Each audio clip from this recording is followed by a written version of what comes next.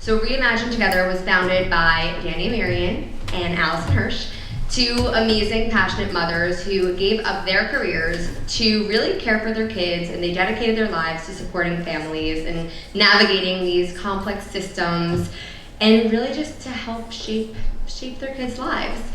And so through their own experiences as parents, they recognize how isolating and how overwhelming it can feel to navigate these systems. And that is why they created Reimagine Together. So they transformed their personal journeys into this incredible mission, which you guys will hear all about tonight. And their goal really is to bring empathy, insight, and practical tools to help parents and educators work in partnership, building bridges rather than barriers. And so tonight you will hear their stories, you'll hear the inspiration behind Reimagine Together, and how their shared vision continues to empower families and reimagine what's possible when we all come together on behalf of our kids. So please join me in warmly welcoming Dani and Allison.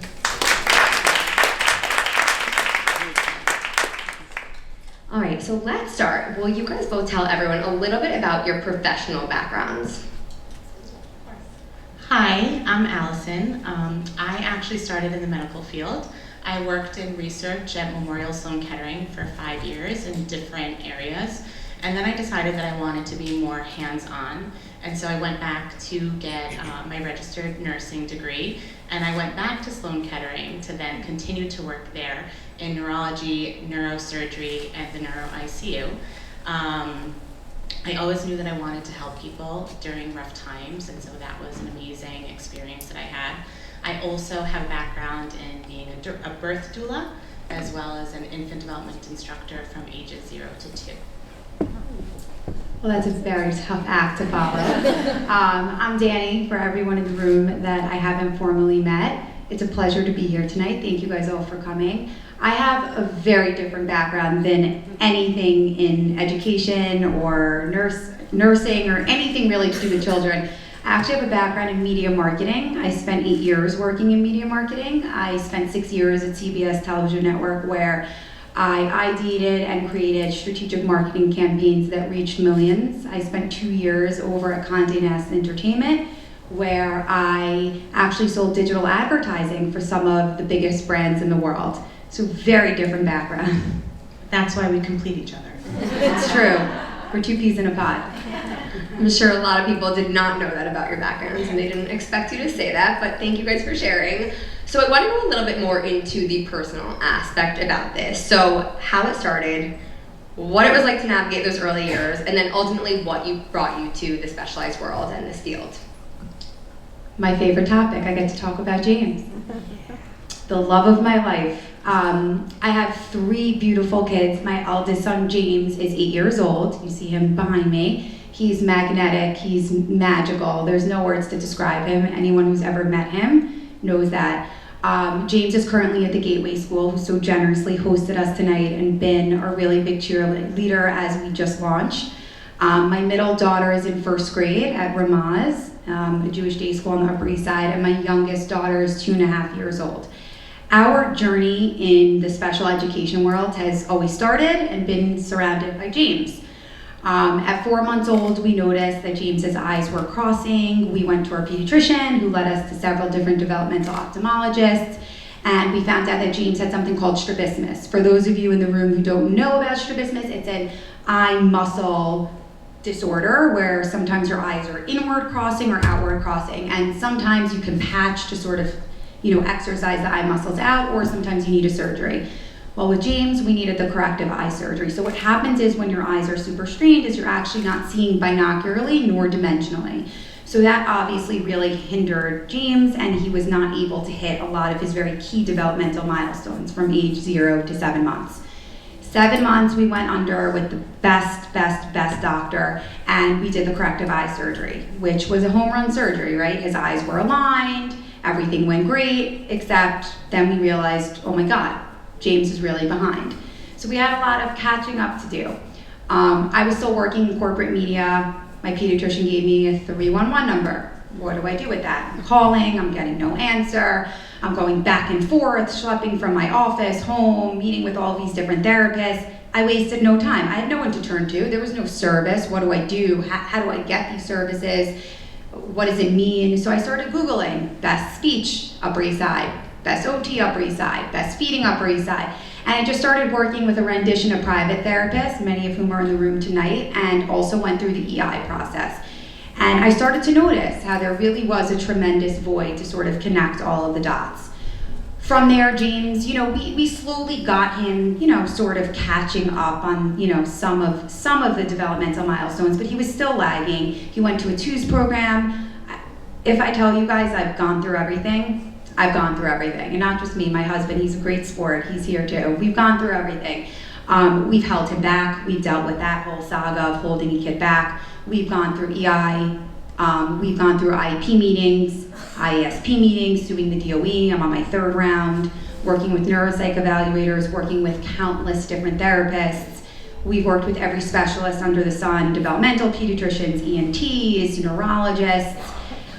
At the end of the day, James was really diagnosed when he got his first neuropsych eval. He has a diagnosis of motor planning disorder, coordination disorder, aproxia speech, sensory processing disorder, and a language-based learning disability. But none of these diagnoses even slightly define who James is at all. This kid is thriving. He's the hardest worker that I know. I couldn't be more proud of him, but it took advocacy and learning and realization and getting out of denial, which many people in this room have helped me sort of cross that bridge. It's gonna be fine.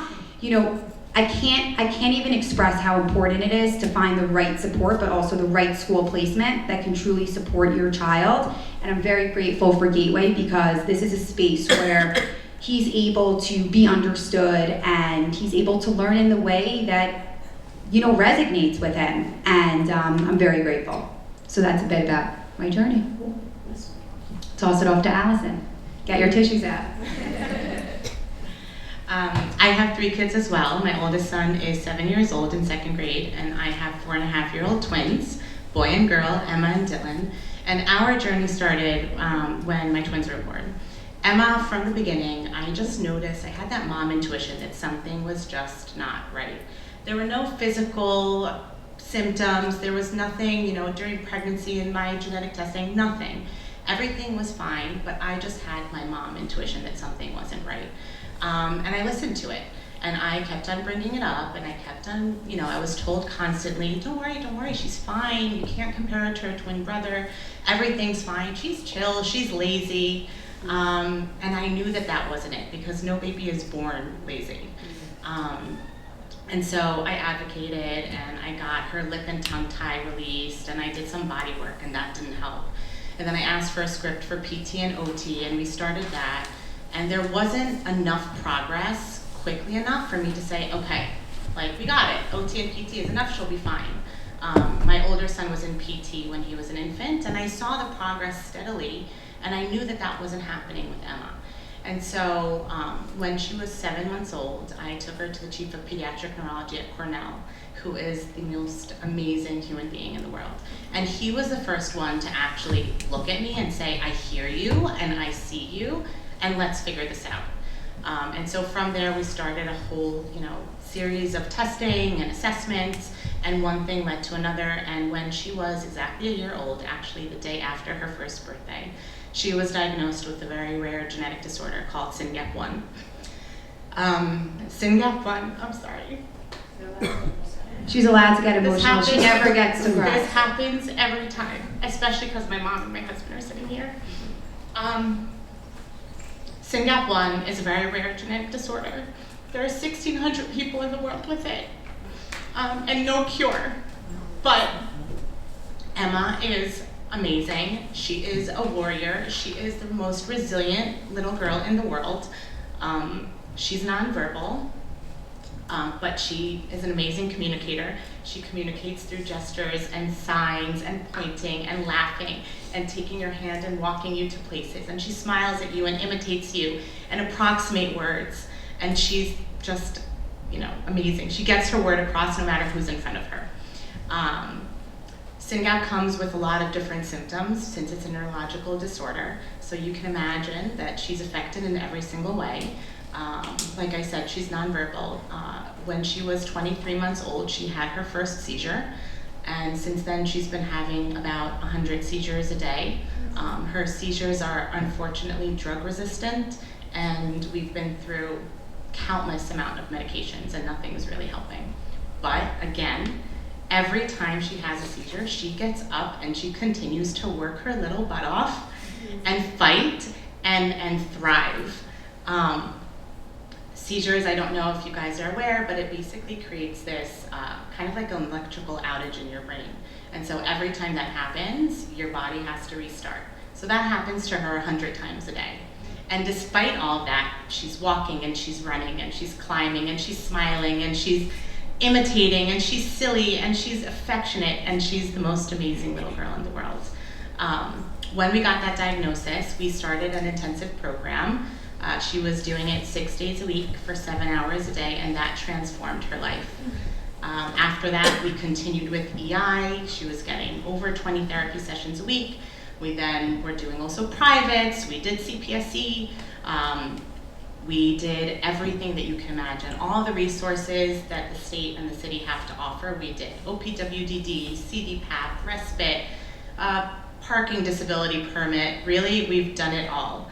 And we've been through IEP meetings, and we have been in ABA.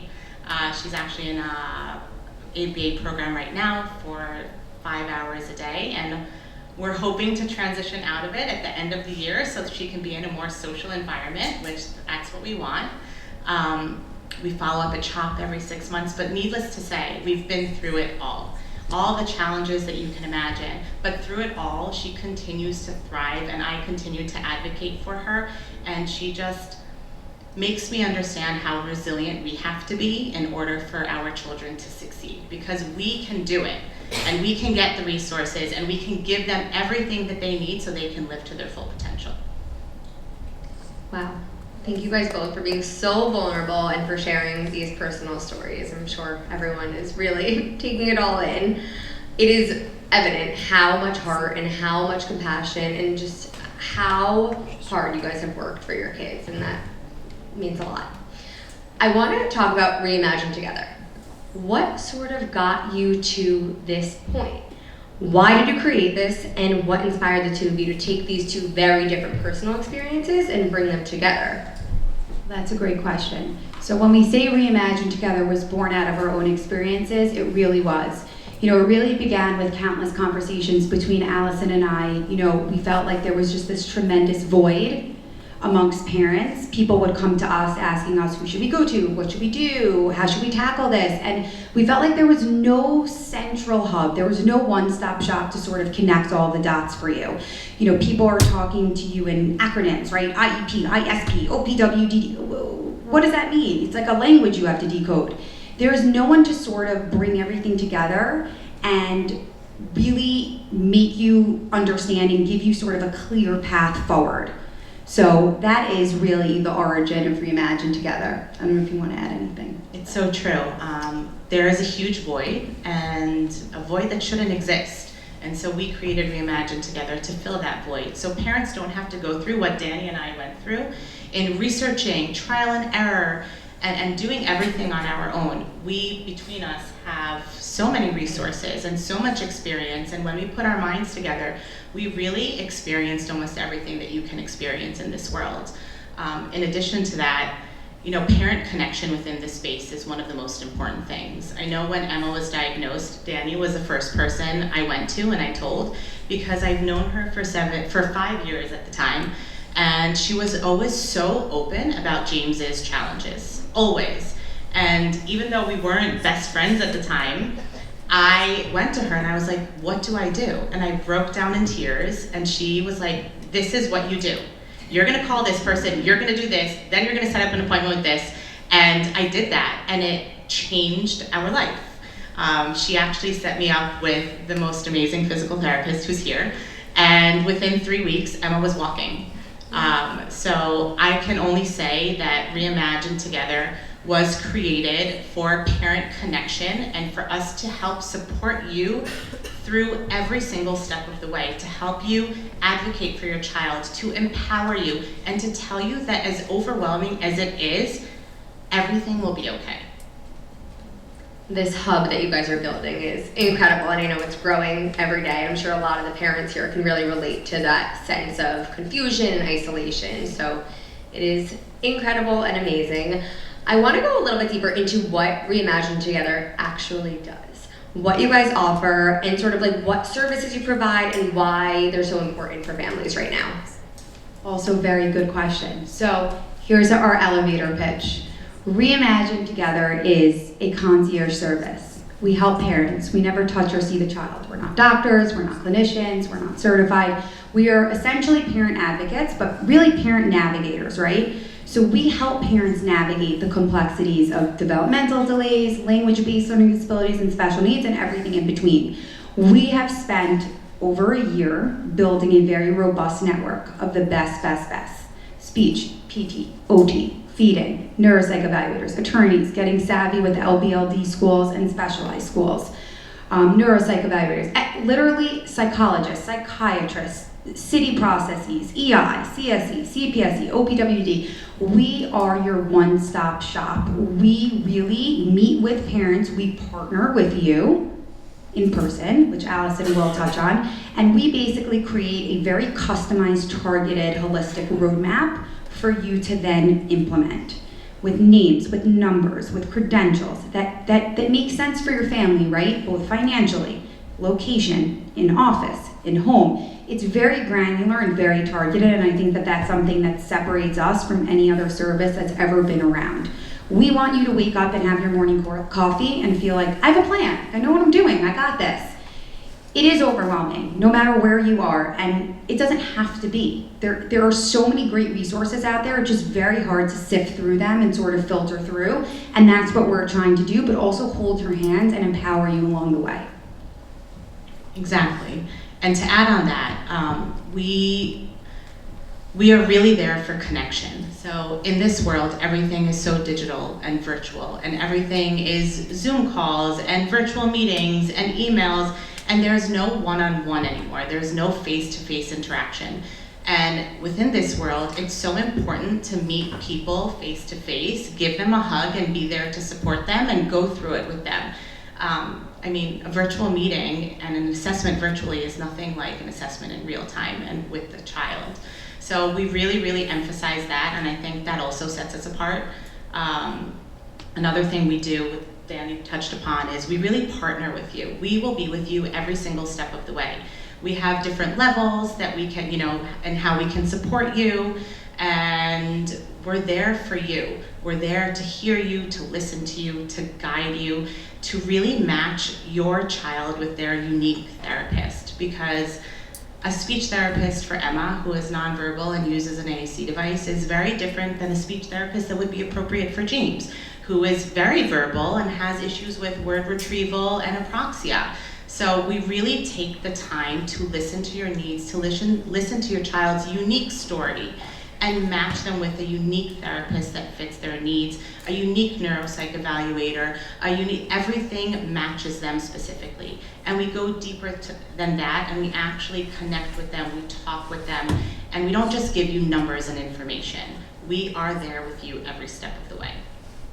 It's really the perfect mixture of like practical expertise and genuine human connection, and it's clear that Reimagine is not just a service, it really is connection-based and relationship-based, which goes a long way for sure. I want to shift gears a little bit. So there's been a lot of recent discussion about changes within the New York City Department of Ed. And I want to talk about the staffing and oversight in special education. I know this is something that is on a lot of people's minds, and they're wondering what this looks like for my kid, what the changes will be. So can you guys share a little bit of each of your perspectives on what that looks like right now and how you guys can help parents sort of stay in the know and reassured during all this uncertainty? Absolutely. So we know that this is like a buzz topic in this space. Allison and I have spoken with a lot of different educational attorneys and other professionals in the sphere, and from what we understand, yes, there are some changes in the DOE, and there might be a little bit of a lag and a delay and confusion and lack of coordination, but in the end, in terms of seeking reimbursement, you're gonna be okay. In terms of, children's rights, we're gonna be okay. things might be a little bit delayed. There might be some confusion, which truthfully is where Reimagine Together comes in, because we are staying on top of everything that's changing, and we're really here to guide you and to ensure that there is no confusion and that there is no delay, or if there is a delay, that we can sort of do the best that we can to sort of stay organized and manage everyone's expectations. Exactly, and to add on that, like Dani said, we're in constant contact with everyone in the field, so we are getting updates constantly. And I think the message really is to stay calm and confident. I mean, we've been through changes before. These changes seem to be mostly administrative, and they won't directly affect our children, hopefully. But really, we can't control what we can't control. So the most important thing right now is to, be in charge of your communication, collaborate with all of your specialists and therapists, and put everyone in touch. Have everything on paper trail, save all of your emails and all of your documentation, and continue to advocate, because that's really all we can do right now. We can just continue to advocate, be strong for our children, and help guide them. And we are in touch with all of the people that we need to be in touch with, and we will have the most updated info to guide everyone as needed. Awesome. It's so reassuring to hear that too, and for families to know that with you guys, you're on their team and you got this and you'll get through anything together. So this has been amazing. I want to thank you both for sharing about your professional journeys, your personal journeys, like really just everything A to Z. I'm sure everyone learned a ton. I know I definitely did. We want to leave some time at the end for mingling and socializing, but I do want to open up for a small Q&A. If anyone has any questions about Reimagine Together, about the services they offer, anything about their personal journeys. Go ahead, Nancy. I love You're asking questions. Darling, I have a question. So Let's go, my Nan. question is, it's a two-part question. Sure. The first is, how are you, you're the media marketer, how are you advertising yourself and getting yourself out there so that parents who need you know about you? The second part of the question is, how can we as professionals help you inform parents that you are actually there, no matter what stage they're at? Great two-part question. So part one, we just launched a few weeks ago. We really originally just launched to the provider. So we spent the last year, like I mentioned, speaking with hundreds of different professionals. So we really just launched straight that way. It wasn't really until yesterday that we came into market to families, to schools. We attended the special ed fair last night and had a booth there and got in contact with a lot of different professionals.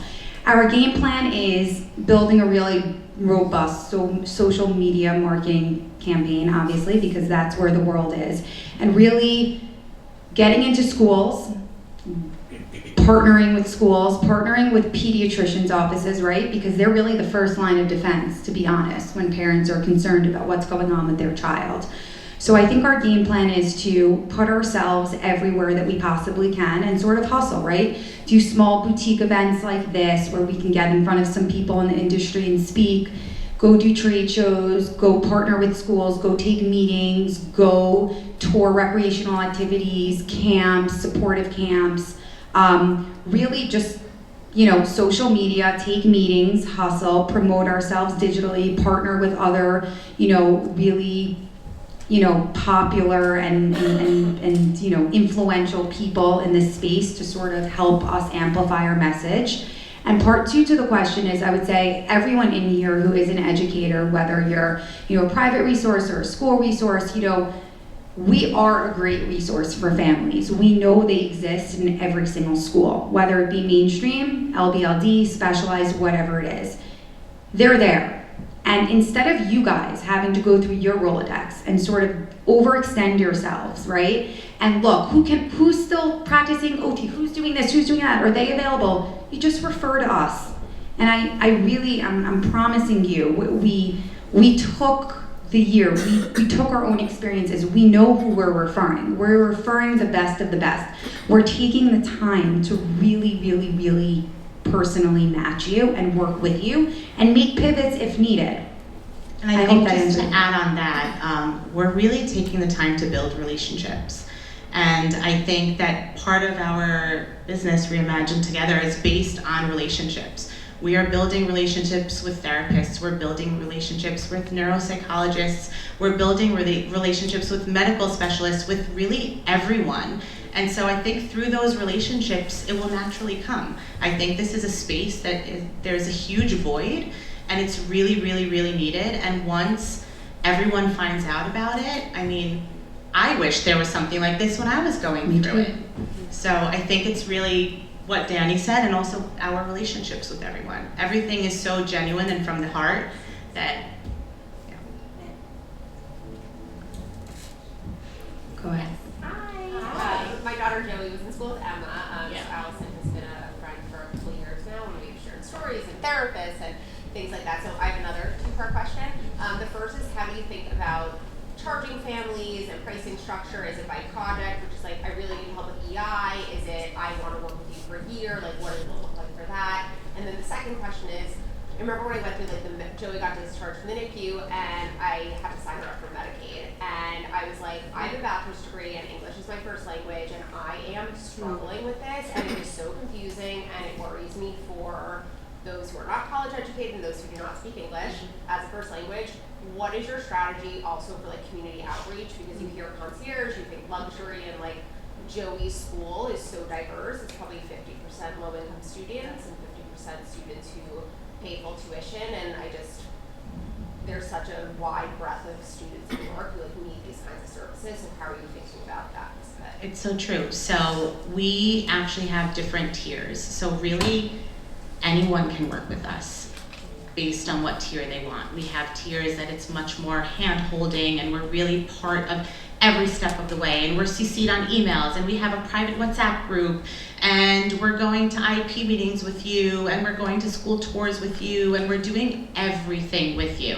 Then we have tiers that are less hand-holding, that we give you a game plan, a very, very, very detailed, structured, deep plan that you can execute, something that is feasible and realistic and that you're not overwhelmed by, but something that you can execute on your own. So we do have different tiers at different levels where families can join us.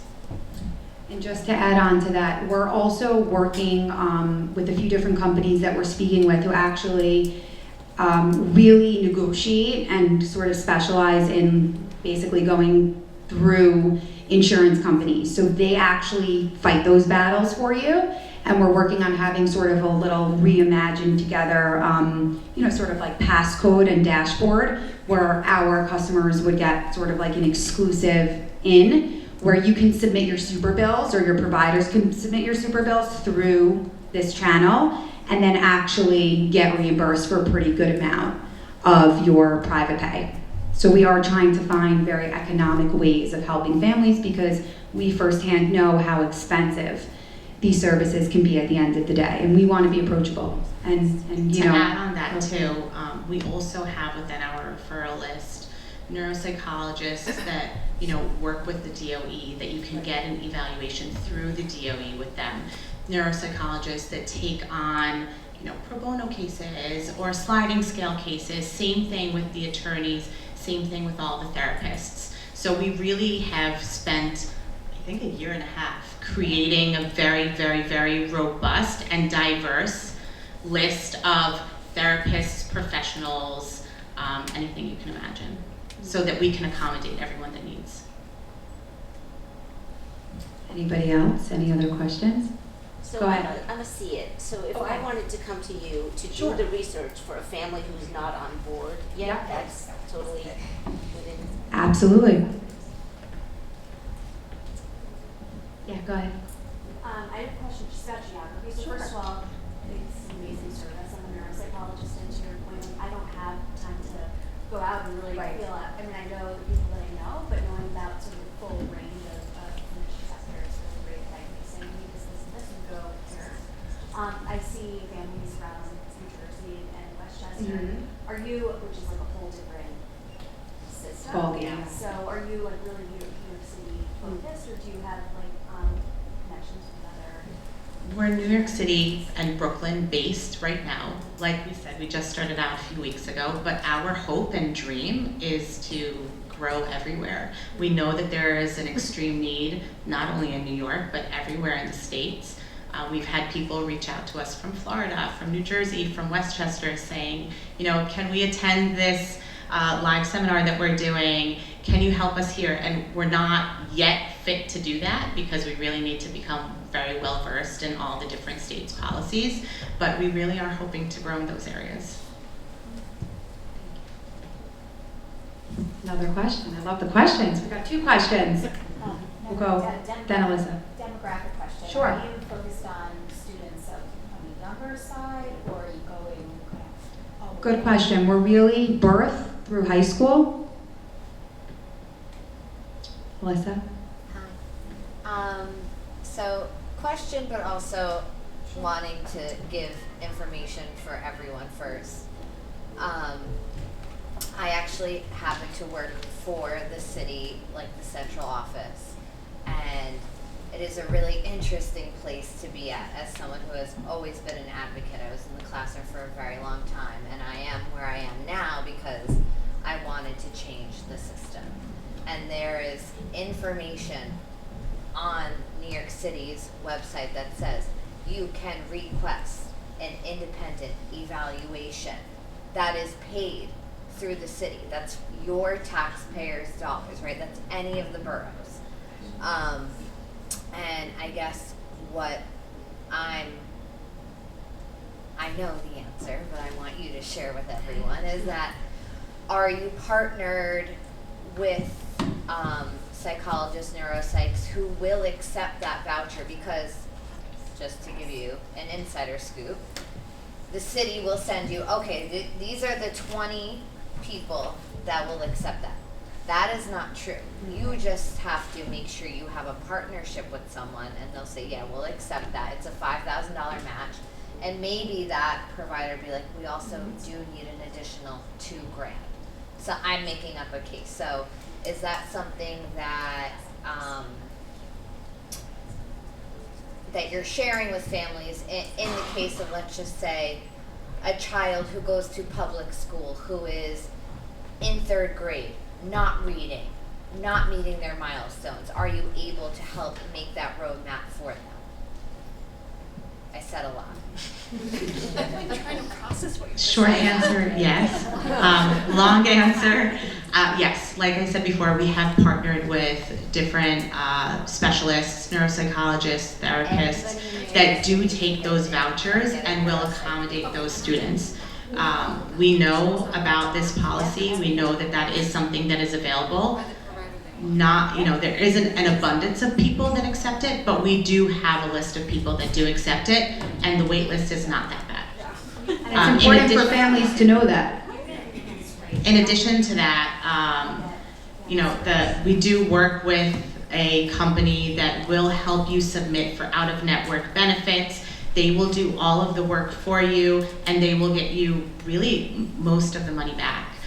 We can also help guide you in submitting for a network deficiency for your own insurance, because we've been through that, so that your insurance could possibly cover, a large portion of the expenses for your neuropsych eval. These are really good questions, guys. Any other questions? No?